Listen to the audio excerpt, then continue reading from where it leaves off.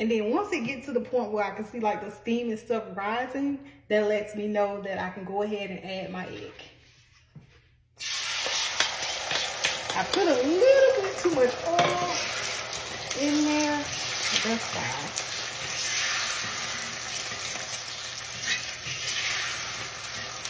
And I don't like no dry egg.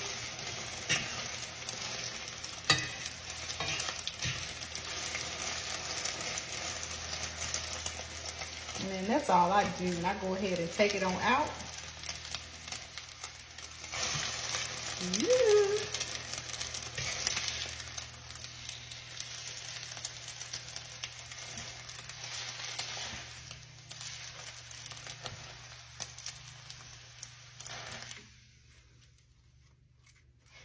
And then this is how they look. And let's go ahead and cook our pancakes. So let's get the pancakes out of the microwave. Okay.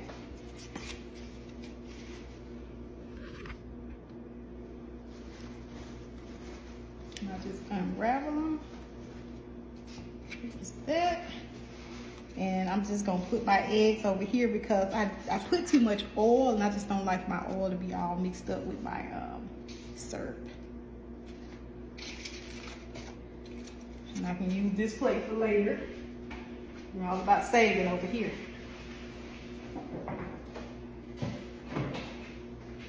Okay, and this is what the meal looks like. And now I'm gonna get my syrup.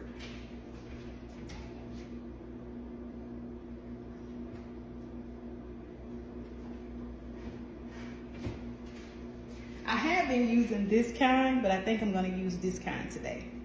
For some reason, this kind is good, but it leaves like a little slight aftertaste.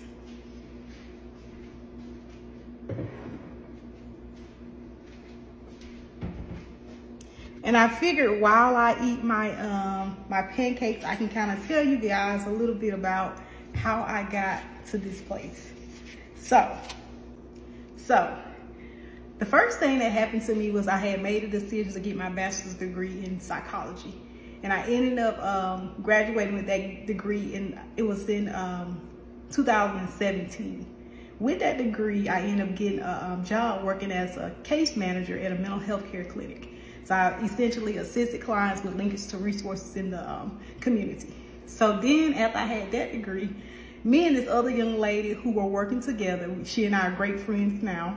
She and I made a decision to apply to get into the master program at the University of Alabama.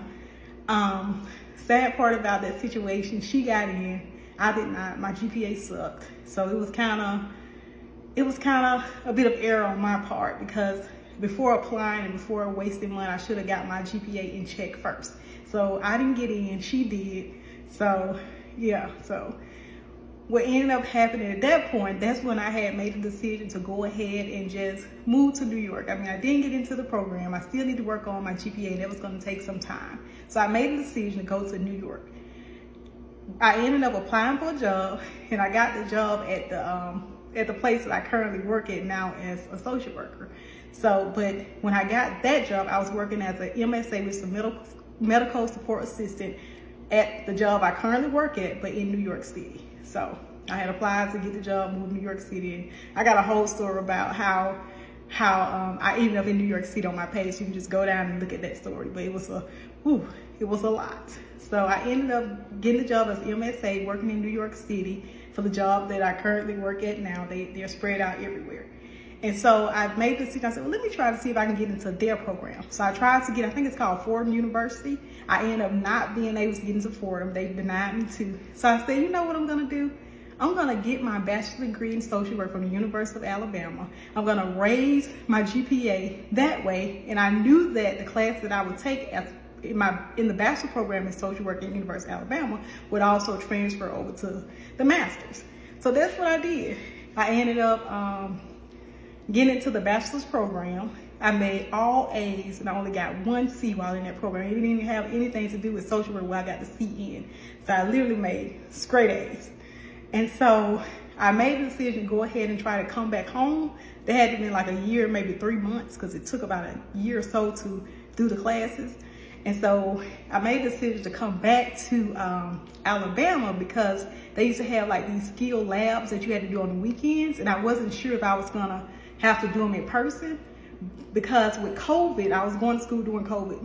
It kind of changed a lot of stuff. A lot of stuff that you would usually do in person, you would do online now. So I ended up doing it online. The little skill lab would just kind of go over the stuff that you learned while in the program. And so I ended up doing it online, but I had gotten a job in Alabama with the same company, working as a program support assistant. I had moved up a little level. And so I was working as a program support assistant while also going to school full-time. So I was working a full-time job and going to school full-time in the process of getting my bachelor's degree in social work. And so I had finally graduated with my bachelor's degree in social work. So I said, now surely I should be able to get into the master's program.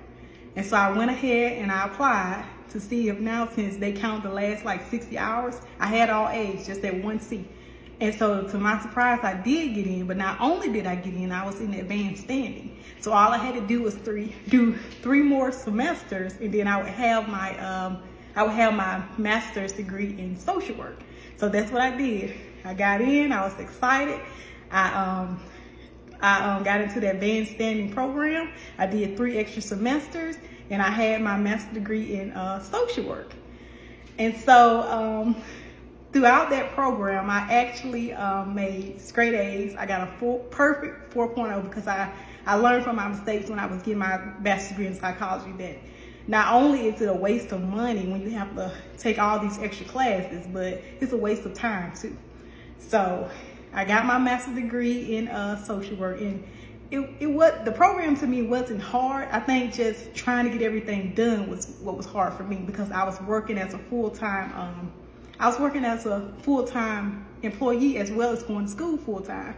And so what I ended up doing as far as my internship is concerned, I ended up taking splitting it up. I took it during the spring and also during the summer. So where somebody else can complete their hours in one semester, I decided to split my internship hours up for the spring and then for the summer. And so the crazy part about that is that my internship was an hour away from where I live, but my mom had a home there. So I would literally work at my job full-time, Saturday, Sunday, Monday, Tuesday, Wednesday, and then I would go to my internship on Thursdays and Fridays. So I was working 7 days a week. And when it started to get overwhelming, I would just take time off of work for a day or two. But for the most part, I worked 2 days a week. But I mean, my mom had a house there, so what I would do is on Wednesdays, I would drive down to my mom's house and then go to my Wednesday evenings after work, and then go to my internship on Thursday, drive back to my mom's house, go to my internship on Friday. On that Friday, I would drive back home, and then of course get up again for work that Saturday. But honestly, it feels good to be on this side. It took a lot to get here, but it feels good to be on this side. I'm finally at a point where I'm getting ready to take the test to become a licensed master level social work. And what's so crazy about it is that when I think about it,